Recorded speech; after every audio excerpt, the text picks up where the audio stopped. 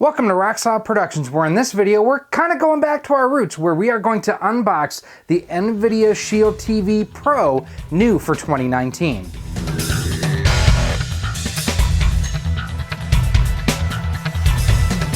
Hey everyone, Gary here with Rock Solid Productions. Now, if this is your first time to the channel, just want to take a second and say thank you for stopping by and checking out what we have going on here today. If you like what you see here, do me a favor, check out some of the other videos that we have here on the channel, including a whole playlist dedicated towards cutting the cord and saving you some money there. And if you really like what you see here, do me a huge favor, hit that thumbs up button, hit that subscribe button, hit that bell notification. That way each and every time we upload new content, you're kept the most up to date. So nearly 2 years ago, well over 2 years ago now, we launched Rock Solid Productions, and some of the first videos that we did revolved around cutting the cord and devices that would allow you to do that. I was a fan of the Chromecast when it initially launched. I bought and still own several of them. I bought a Roku streaming stick. I really liked it.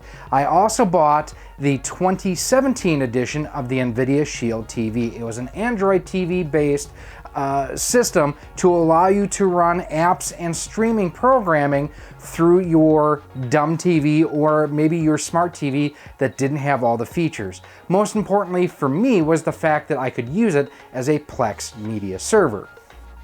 I've used my Nvidia Shield TV for over 2 years. I've gone through a few of them. They just didn't seem to last. The Wi-Fi never seemed to, stay as consistent as it should be.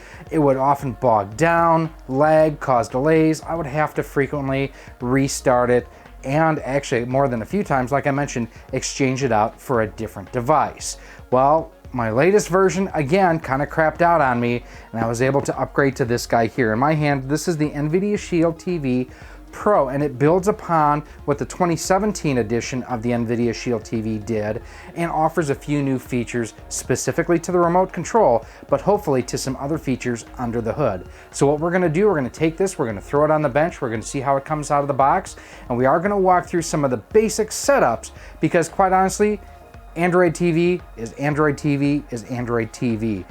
Once you get logged in and everything, your interfaces, regardless if you have this or if you have like a Mi box, it's going to be pretty similar. Let's hit the bench. So before we get started diving in the box of the Shield TV Pro, just a little story about how I came upon this one here. I have the extended warranty through Best Buy, and that's one of the best things that I've ever invested in. Like I say, I've gone through 3 or 4 of these now because it's my main media streaming box. It's my Plex Media server. So that's good for me to be able to have that warranty on here, and basically I was able to upgrade to this for free. So on the front you can see pretty minimalistic. On the side here, you take a closer look at the specs. It's a Nvidia Tegra X1 processor, 256 core GPU, Dolby Atmos, Dolby Digital Plus for the audio, 3 gigs of RAM, 16 gigs of onboard storage, USB 3.0 expandability. Does feature 802 AC dual band Wi-Fi in here, gigabit Ethernet, and Bluetooth 5.0. Looking down here on the bottom, you have 2 USB 3.0 ports, your HDMI, Ethernet, and power, Bluetooth with IR control, mic for voice control, backlit buttons, 2 AAA batteries included, and a remote locator. So basically it'll vibrate and whatnot if you can't find it. Again, looking on the back, not a whole lot there. And then finally on the side, Dolby Vision Atmos, 4K HDR. It will AI upscale, 2 USB 3.0 ports, Plex Media server, that's important to me. Premium Android games, 3 gigs of RAM, 16 gigs of storage. Let's go ahead and unbox this now. So a few things to note here. First of all, here is the system itself, which looks physically identical to the previous model. Now, one thing that this does not have that some of the Pro models had earlier, there is no SD card slot, so you cannot put a micro SD card in this to upgrade the onboard storage. 2 USB 3.0 ports, HDMI, Ethernet, and power that looks identical to the last generation. It is not USB-C, even though it looks a hell of a lot like it. It is different from USB-C. Nice little unit here. There is a separate stand available if you'd want to pick it up to have it standing on here. What I do with mine, quite honestly, mine is cable tied to the back of my TV, so it's up and out of sight. Here's one of the biggest differences. The remote control. It is a lot different than what the previous generation's remote was. So taking a look at it, you have your power and your multi-function or your menu key like on Android, up, down, left, right, center punches in, play, fast forward. Actually, no, I'm not sure what that one is because there's play, pause, fast forward, rewind, volume up and down, speaker, and then a home button or a multi-function button. We'll check that out in a second. This does also have a dedicated Netflix button, very similar to like what some of the Rokus have. Now, in comparison, this is the previous remote control.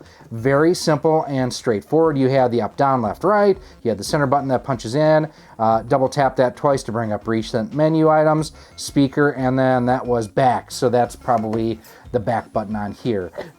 It is more of a triangle shape, so it'll sit a little bit nicer on a TV stand or a nightstand or something like that.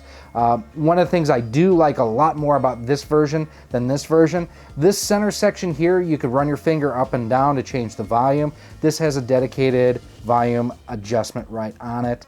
A little bit more intuitive than this. This was definitely really cool and really high tech, but I don't know that most people could go ahead and kind of wrap their heads around how that worked. This will be, I think, better for the average consumer. Kind of a big remote though. So we'll set that aside. In the box, you have your power supply. Output is 19 volts, 2.1 amps. Now again, the AC adapter may look like it's USB-C. It is not though. It's more of a square type output versus USB-C that has more of a rounded on it. So you do need to use the included adapter with the system. Quick start guide, a support guide, and then that looks like that's about it. So what we're gonna do now is we're going to connect it to our TV and we're gonna see what it takes to get it set up. It should be pretty similar to what the previous version was, but hopefully a little bit faster. All right, time to get everything set up on the Shield TV Pro 2019 edition. Language options, we're gonna go to English. Quickly set up TV with your Android phone. Continue. Quick setup on your Android phone. Go to the Google app, press or say, "Okay, Google, set up my device."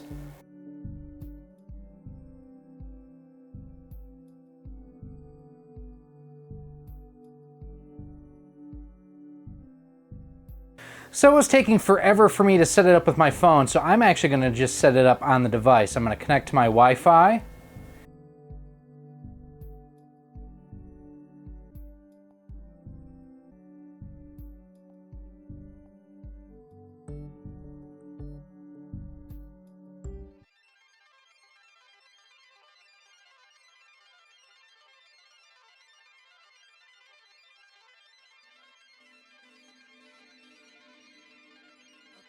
So once you've gone through all your initial setups and everything, you are at the main menu where you can download additional content if you want to, sign into Nvidia games, access things like there's YouTube, you can customize your channels as well.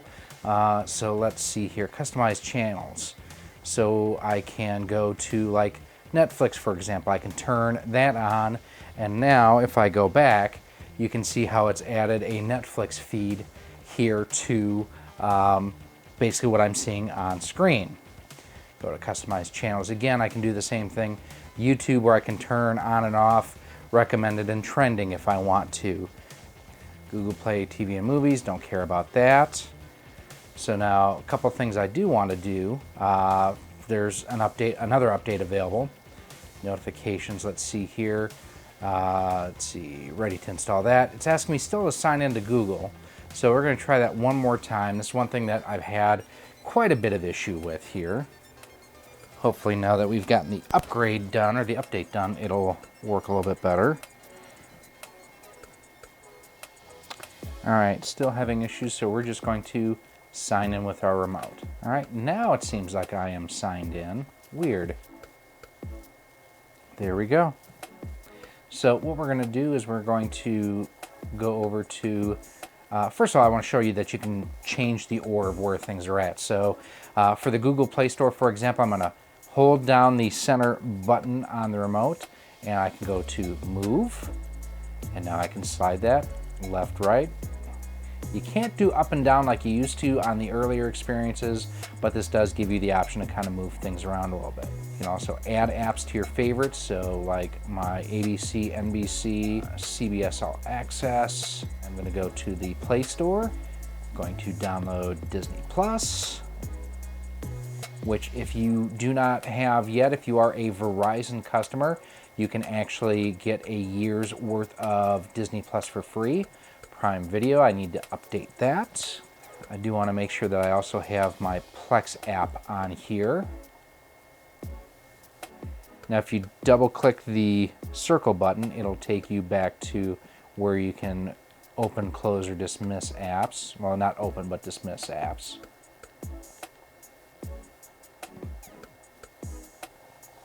Dive into Plex here quick. And I've linked my account through my tablet. Enable Plex Media server, create default libraries, permission granted, we will allow that, set up my server. And the last thing that I need to do is add content, which I will do offline. But in the meantime, will allow me, there's live TV and DVR. Just want to make sure that it is picking up my HD home run, and so far so good. The guide may take a little bit to go ahead and pull everything in. No, it's pulling up. Let's see if we can't just go to, what do we have? Captain America Civil War. Tuning channel.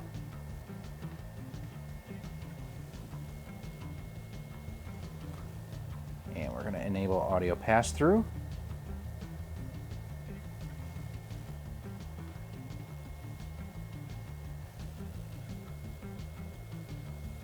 And there we have Mr. Tony Stark. And it is already working and passing through. Everything is working. Oh, it's buffering right now. Weak signal, please check your tuner antenna. That's more due to Comcast than anything else. Everything's working. Let's wrap it up. Well, now it's been a minute since I filmed in front of this TV here, hasn't it? So that's the unboxing and initial setup of the Nvidia Shield TV Pro for 2019. So some initial thoughts on here. I don't know why I was having the issues getting it connected initially to my Wi-Fi. My Comcast service sucks. It just does.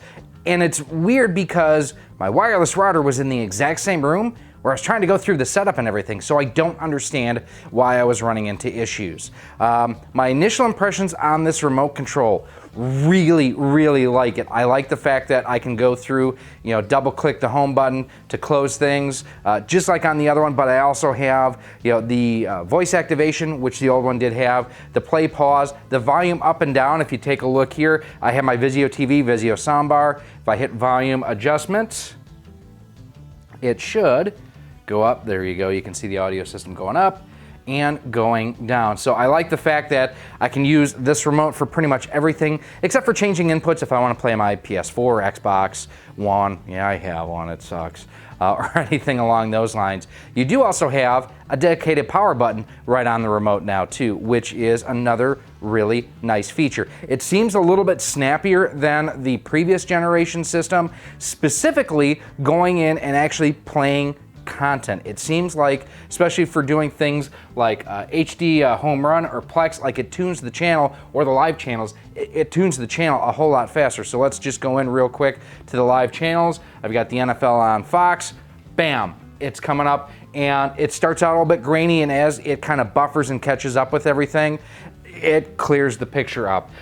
One of the other nice things that they have added since my initial look at the Nvidia Shield TV is the recordings and schedule. Basically, it has the built-in DVR functionality now for free. Now, I do actually pay for the monthly subscription on Plex. I did also sign up recently for the 1 year of the HD Retrovision DVR service.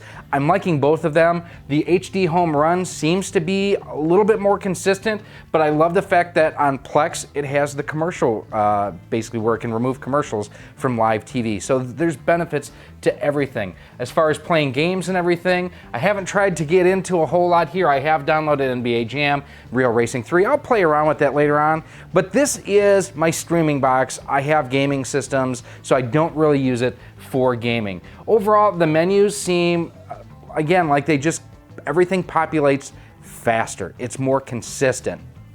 The Wi-Fi, before I would get frequent pops and buffering and whatnot with the older system, this at least so far seems to be pretty good. But these are just my opinions. Let me know what you think down below in the comments section. Do you have the original Nvidia Shield TV? Do you have an original Pro? Have you upgraded to this version yet? If you've had both, what do you think of the two different systems? Again, let me know down in the comments.